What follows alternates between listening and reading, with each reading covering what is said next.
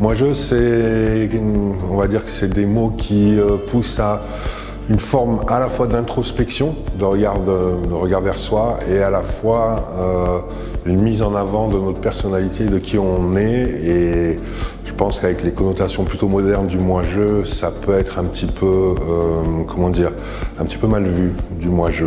Voilà.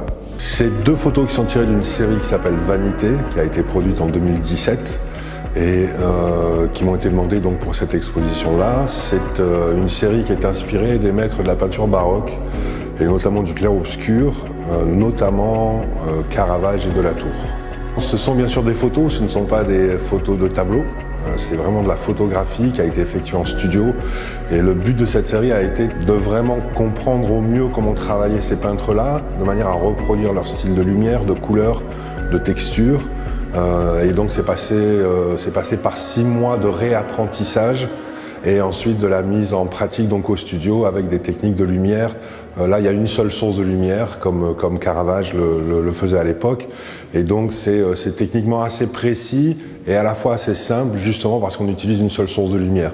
Une fois qu'on trouve l'orientation, la puissance, les réglages, on arrive à s'approcher d'un travail, on va dire, plutôt pictural, donc qui ressemble à des tableaux. Et ensuite, il y a quand même un gros travail de post-production pour retravailler tout ce qui est colorimétrie, tout ce qui est lumière et contraste, pour aller encore plus loin et se rapprocher encore plus de l'illusion d'un tableau. La vanité classique, telle qu'on l'imagine et telle qu'on la connaît dans notre inconscient, c'est vraiment une nature morte qui raconte quelque chose. C'est-à-dire, ça va raconter par exemple que on a beau être scientifique, avoir énormément de connaissances, avoir lu énormément de bouquins et connaître beaucoup de choses sur l'astrologie, etc., donc les grands thèmes de l'époque, au final, on va tous mourir. Et tout cet apprentissage et ces connaissances qu'on peut emmagasiner au fil de notre vie n'est que vanité, voilà, tout simplement. Donc les vanités sont des natures mortes mais avec des messages. Chaque objet est placé à un endroit très spécifique. Ça peut être la clé du savoir, ça peut être une bougie éteinte qui représente la mort, ça peut être un livre qui va représenter la connaissance, un instrument de musique, etc. Donc en fait les natures mortes, les vanités sont vraiment des tableaux, des peintures qui se lisent.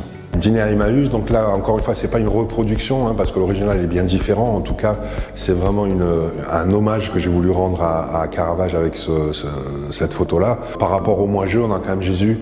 Jésus pour moi est le premier moi-jeuriste en fait malgré lui et 2 millions après on en parle encore.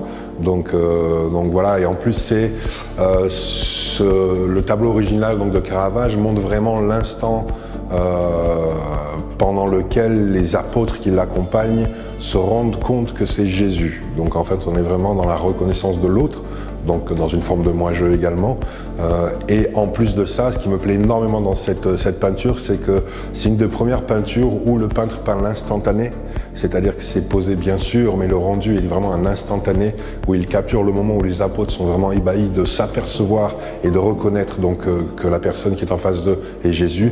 Et c'est une première en peinture et c'est pour moi l'ancêtre de la photographie.